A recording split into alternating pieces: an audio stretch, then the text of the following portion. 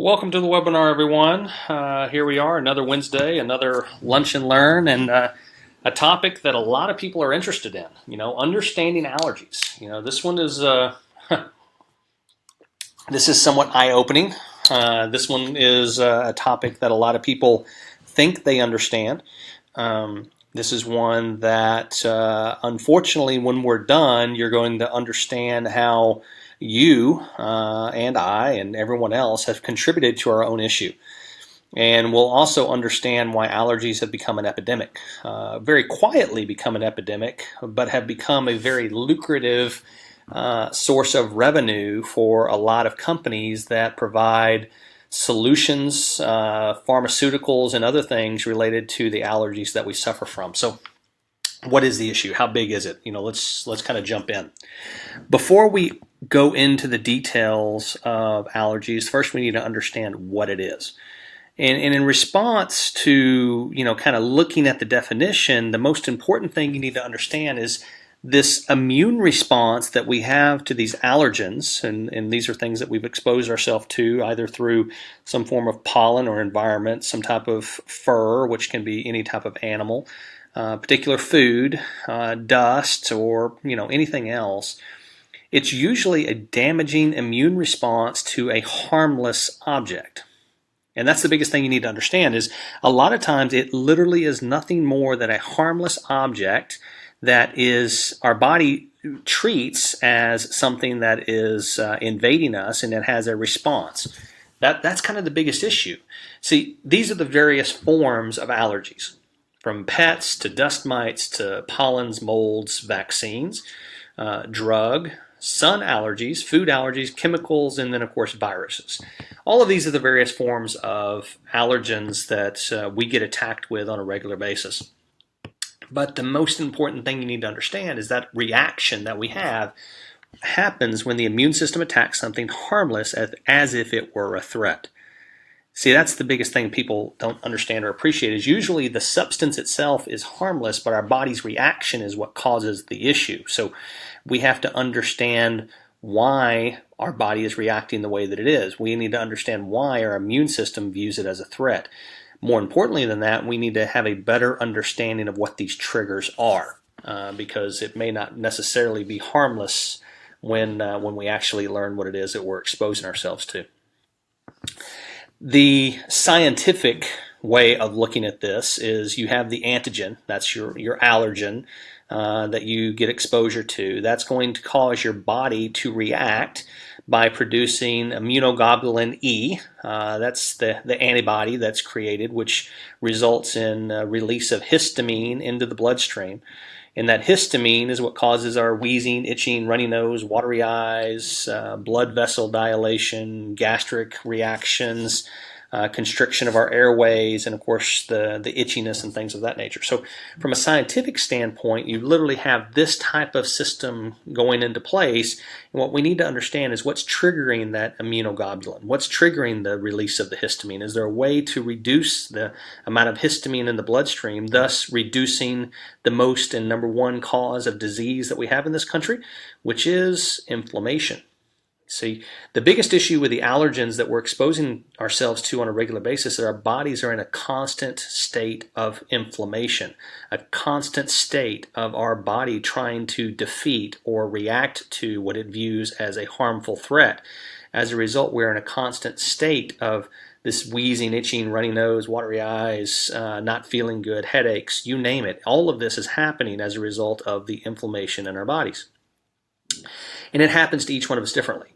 Our symptoms are unique to us, and they are also in some respects unique to the allergen as it affects us. But just because you have the tearing, watering eyes to a particular allergen doesn't mean somebody else won't get blisters or a rash to the same exact thing. All of these things are affecting us differently, but these are kind of the symptoms. The biggest issue you should understand, though, is the exact cause of the allergic or the allergy symptoms are still being investigated. We don't really understand them.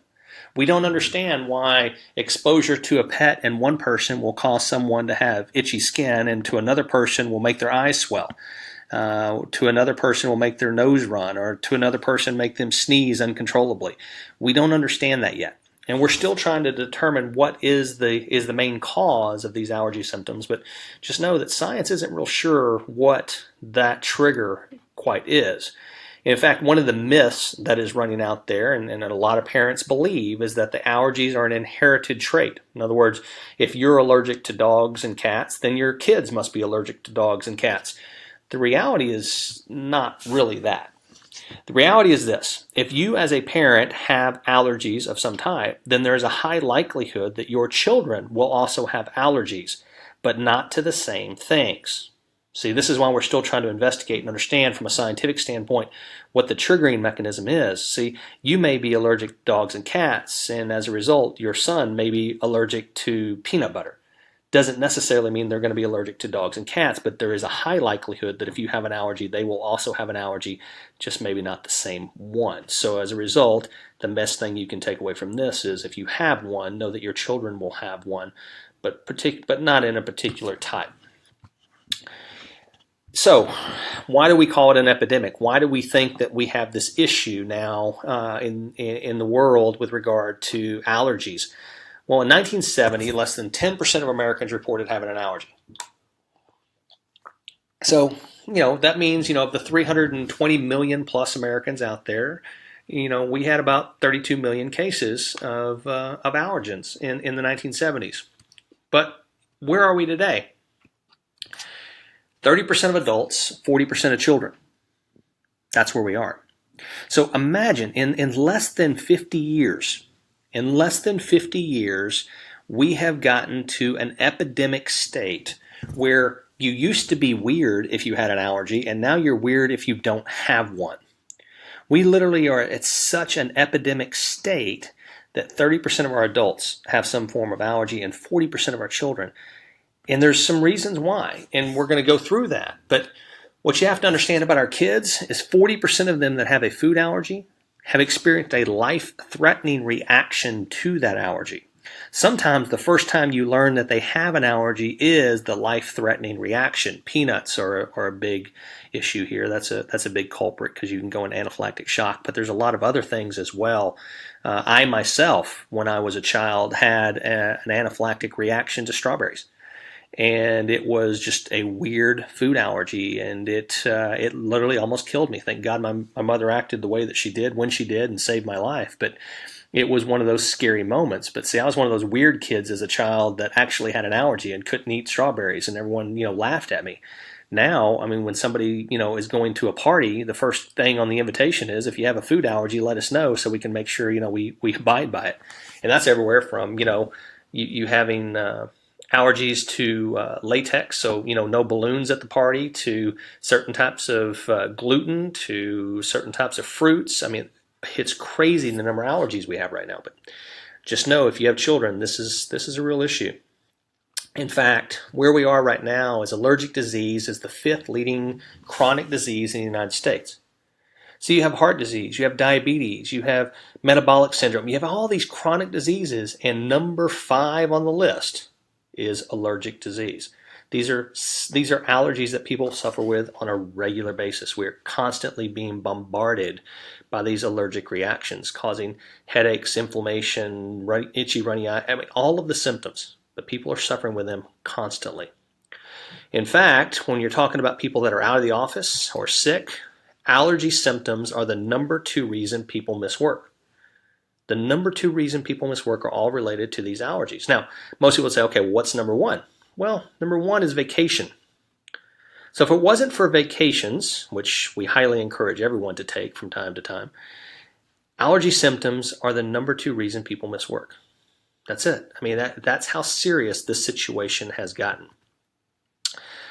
Now, here's something that you should know. Allergies own the night. Now, what does that mean?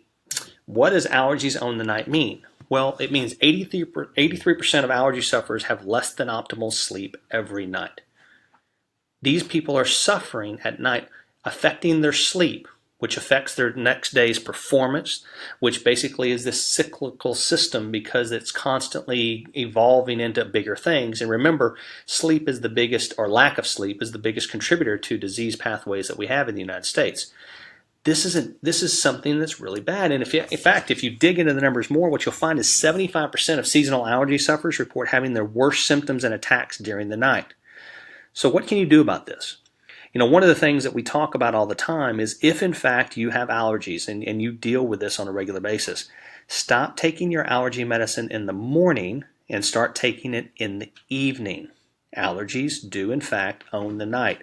When we lay down to go to sleep, there's all kinds of contaminants that are in our bedrooms that we expose ourselves to. All kinds of things that we don't even appreciate or understand are happening while we sleep. And our biggest issues are happening then. As long as you don't have an allergy medicine that stimulates your system, in other words, wires you or keeps you up, take your allergy medicine at night and watch how it will help you. Remember, allergies own the night. If you are one of those people that has to take some type of drug or other thing, and that's your regimen right now, then by all means, take it in the evening and see if that doesn't help you out. Let's talk about some root causes. Not a big believer in coincidence, so I want to kind of throw something out there at you and let you take a look. But in 1994, GMOs were introduced into the American food supply. Started out with tomatoes and has now expanded into all facets of what we eat on a regular basis. In fact, now we're starting to develop hybrid foods where you have a hybrid fruit-vegetable combination. It's crazy where we are right now with science and what we're calling and allowing to be put into our food supply. But in 1994, GMOs were introduced. Now, why do I mention GMOs in an allergy conversation? Well, between 1994 and 2011, the number of people reporting a food allergy, this is a 15-year period, okay, from the time that GMOs were introduced, how many people started reporting a food allergy? How much did that increase? 50%. While the number of children diagnosed with a peanut allergy tripled. So here's a situation where you have a new introduction into the food supply that is rapidly becoming one of the most common things in all of processed food. And what I mean by that is if you're eating anything in a bag, box, jar, can, or unfortunately buying anything on the produce aisle in most grocery stores, you are being exposed to genetically modified organisms, GMOs. If you don't know what those are, we've done another presentation on GMOs so that you can understand what they are and how they were developed. But the reality is this, in that time period that we're looking at right there, what you're talking about is an increase of 50% of food allergies and a tripled number of children diagnosed with peanut allergies. Worldwide, 1 billion people now suffer from a food allergy. There's roughly 8 billion people on the planet. This means 1 in 8 people walking around on this planet are suffering from a food allergy. 1 billion people. We are doing this to ourselves. We are literally consuming things that the body was not designed to consume, and it does not recognize as a food. And trust me, I know there's all kinds of scientific articles out there that talk about GMOs being perfectly safe to eat. I'm not attacking that aspect of things. Maybe they are safe.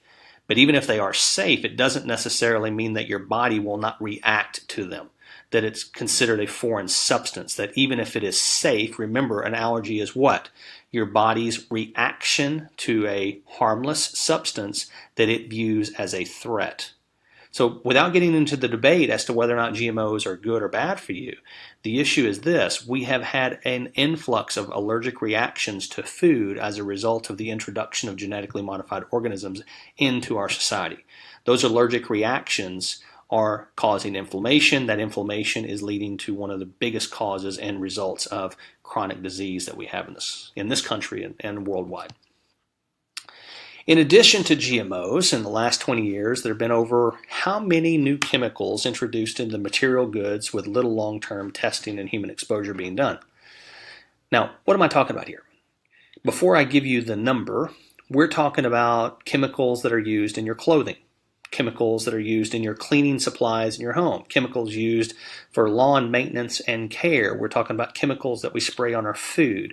We're talking about chemicals that we put in our food supply to preserve it, to make it taste better, to change its texture, to do all kinds of things, or even to add color to it. We have all of these chemicals, and how many of them, just in the last 20 years, have we done this to? Over 100,000.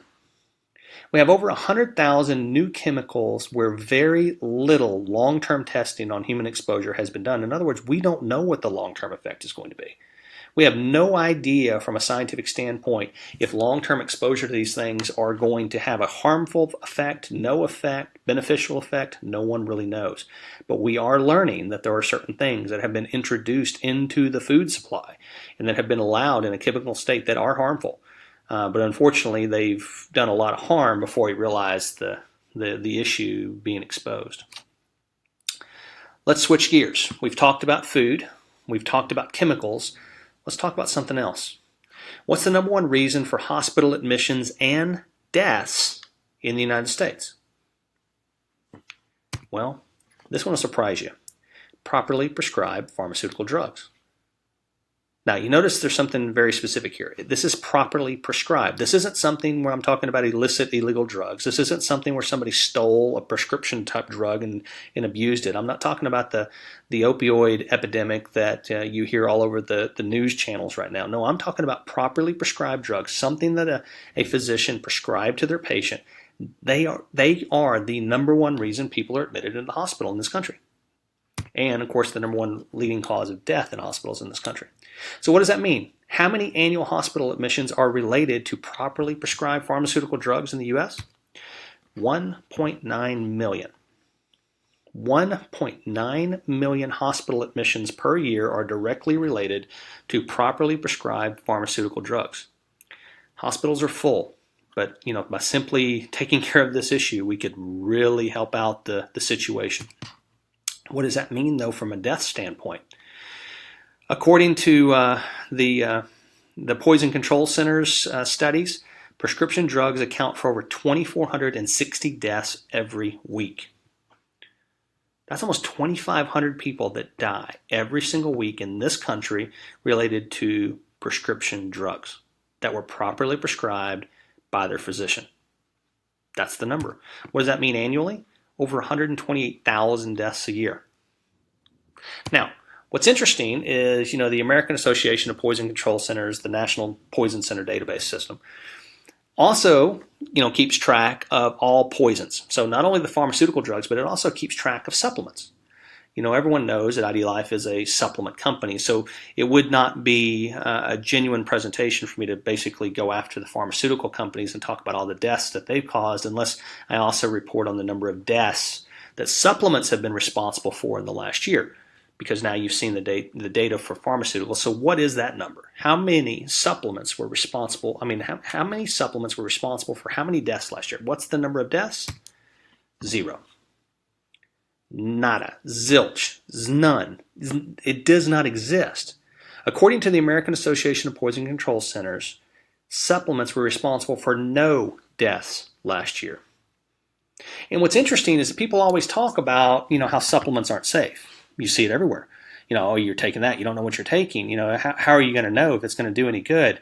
Pharmaceuticals, they've been tested rigorously. They've gone through a process. They've gone through an approval thing. They have to show that they're safe before they can even be sold in this country. The reality is this. Pharmaceuticals are killing people every day.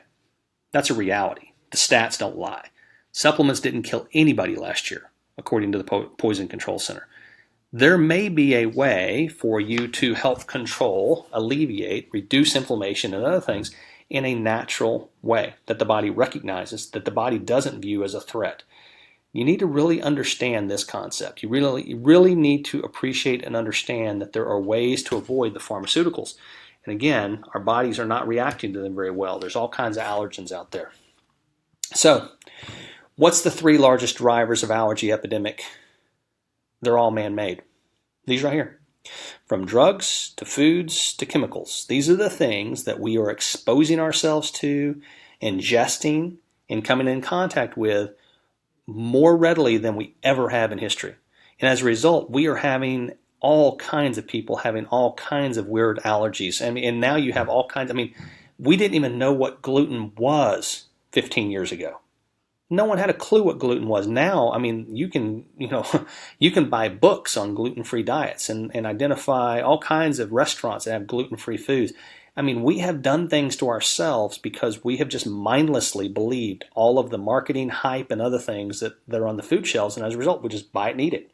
Or we just buy the chemical because it works, not knowing what effect it's going to have on us, our children, and the people that we care about. And drugs, I mean, the doctor prescribed it, so it must be fine, right? Because the pharmaceutical companies are doing things the right way. They're going through the testing protocols, approval processes, and everything else. And drugs are the answer, but supplements, you should never look there. The reality is this: we need to wake up. We need to understand what we're putting in our mouth. We need to understand what pharmaceuticals that we're taking. We need to understand what the side effects are. We need to understand if our bodies react to them, and why. And most importantly, we need to understand what chemicals we're using at our homes, especially to clean our houses and to use in our yards, and understand what the contact of those chemicals can do to us on a long-term exposure basis. If we do these things, guess what? We can have an impact on this epidemic that we have that's allergies. So what's the takeaway? What's the thing that you need to learn from this Wednesday Lunch and Learn? Allergies are an epidemic that we are mindlessly contributing to by not understanding what we're exposing ourselves to on a daily basis. Be knowledgeable, be vigilant, and understand diet and lifestyle modification is a much easier and safer alternative to drugs. We need to understand and get to the root cause of what our body is doing and saying to us. An allergen is identified, or an allergy reaction is identified as the body's reaction to a harmless substance. What happens, though, if our body is reacting not to a harmless substance? What if our body is reacting because it is harmful to us? And that's our body's system that's basically telling us, hey, dummy, stop doing this. Stop giving me this. Stop eating this. Stop drinking this. Stop using this particular product. What if that's our body trying to tell us something? Like everything else, we have ability to have an impact on it if we will just listen to our bodies. They were designed to take care of themselves. They were uniquely designed to be able to do a lot of amazing things if we feed them the right thing, and if we treat them the right way, and if we give them the right nutrition. They can do amazing things on their own. But we need to start listening. We need to start paying attention, and that's what this presentation's been all about: is understanding that allergies, and the biggest contributor to allergies, is us.